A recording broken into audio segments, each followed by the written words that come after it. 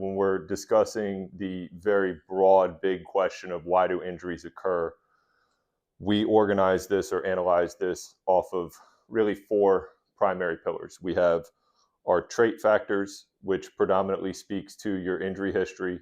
What has happened to you previously is the strongest predictor of what's likely to happen or occur moving forward.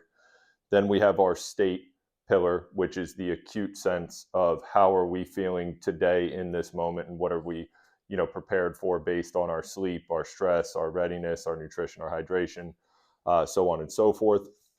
Then we have the big one, which is workload. There's a ton of different opinions on workload and how this is influential for injury potential.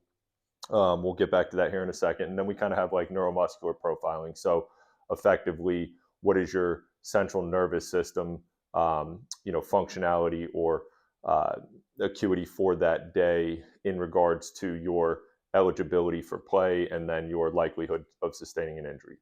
But doubling back onto the workload, the piece that always gets really amplified and analyzed, within our community, within our industry, is the overload conversation. Doing too much of something to the point where it creates repetitive breakdown, body breaks down faster than it's able to repair itself, and then this puts us in a vulnerable state for injuries.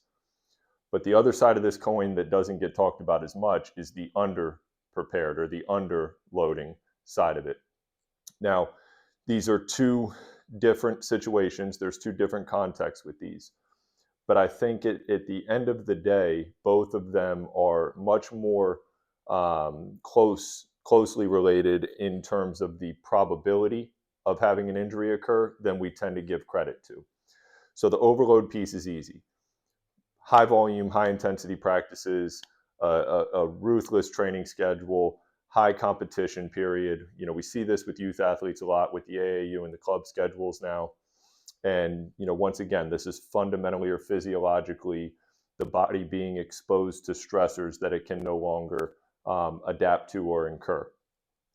On the underloading side of things, when we think about underloading, it doesn't necessarily mean just sitting on the couch and not doing anything and then jumping up and going and trying to play a game or go to a practice and then having an injury occur.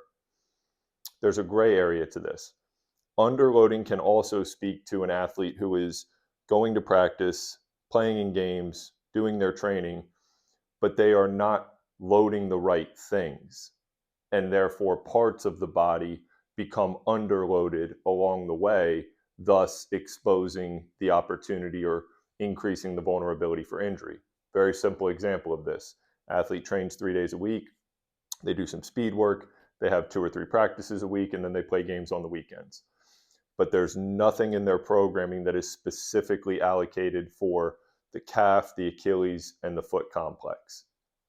So you can have all the workload and the repetitious nature of training and practice all occurring, and all the while still underloading those structures below the knee. And then this is going to fundamentally propagate the increased likelihood for a lower leg injury. Underloading and overloading kind of have this common middle ground of we don't ever want to have super high peaks and we don't want to have super low valleys. So as it relates to the physiological workload, the amount of volume, the practice load, the game load, the training load, to what we were speaking about a second ago about the specificity of load application, with all of these things, we want to have longer ramp up periods and we want to have gradual reduction periods. The best that we can kind of fluctuate in this middle zone here without super high peaks or super low valleys, with the exception of when those are planned in the annual calendar, the better opportunity we have to distribute stress throughout the body proportionally and then expose the athlete to these things in a much safer manner that are going to lessen the likelihood of having an injury occur.